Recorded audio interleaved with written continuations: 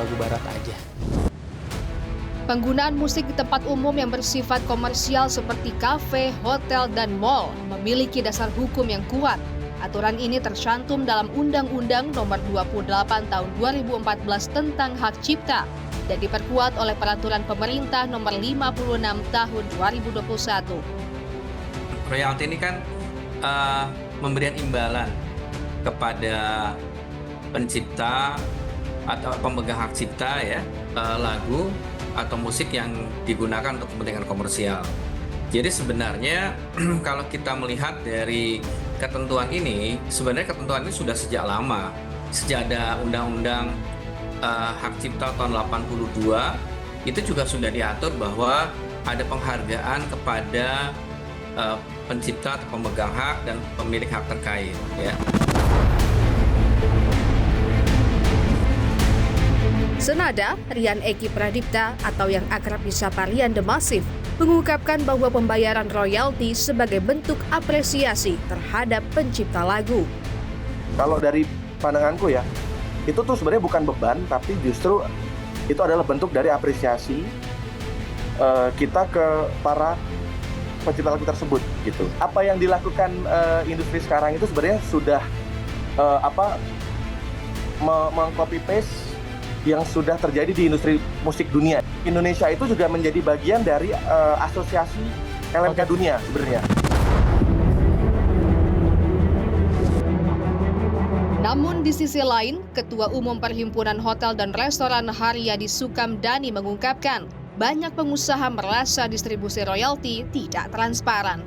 Menurut Federasi Serikat Musisi Indonesia Mas ya, itu mereka pernah nyampaikan hampir 75% anggota mereka itu bekerja atau mencari penghasilan dari horeca, hotel, restoran, kafe gitu. Nah itu mereka juga berinteraksi juga dari pandangan teman-teman pelaku usaha ya, itu juga merasa kok nggak fair ya, kita ditarik sekian banyak tapi distribusinya itu ternyata tidak sebesar apa yang diharapkan. Bahkan dari satu grup musik besar pernah nyampaikan kepada saya hanya terima 300.000 setahun gitu kan. Terutama di sini juga yang menimbulkan kekhawatiran adalah yang live performance atau yang home band Mas.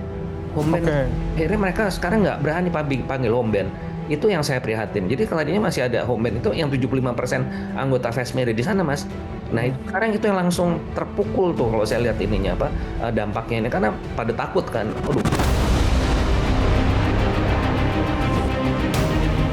Menanggapi keresahan pelaku usaha, Ketua Lembaga Manajemen Kolektif Nasional atau LMKN Dharma Oratmangun menegaskan tarif royalti di Indonesia sebenarnya sudah sangat rendah.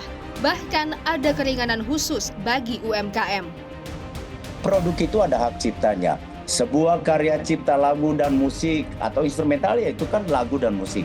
Ketika dibunyikan di ruang publik, memberikan dampak ekonomi kepada penyelenggara, wajib hukumnya untuk mendapatkan izin atau membayar royalti melalui LMKN.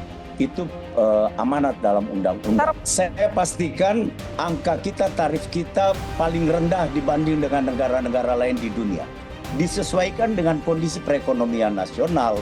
Lalu yang berikutnya lagi, untuk UMKM ada perlakuan khusus, kita menghitung misalnya ada bukan diskon ya, ada pengertian khusus di mana okupansinya sampai 60%, bukan dihitung 100%.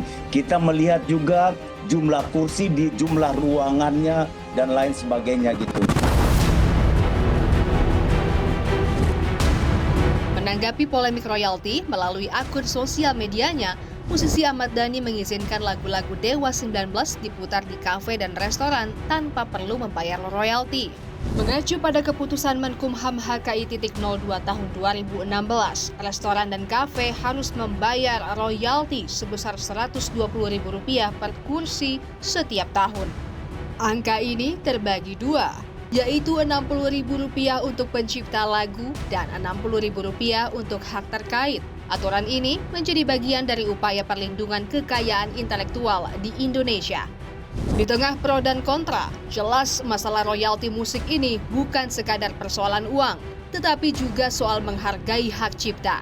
Diharapkan ada jalan tengah yang bisa membuat musisi terus berkarya dan pengusaha dapat menjalankan bisnis dengan tenang.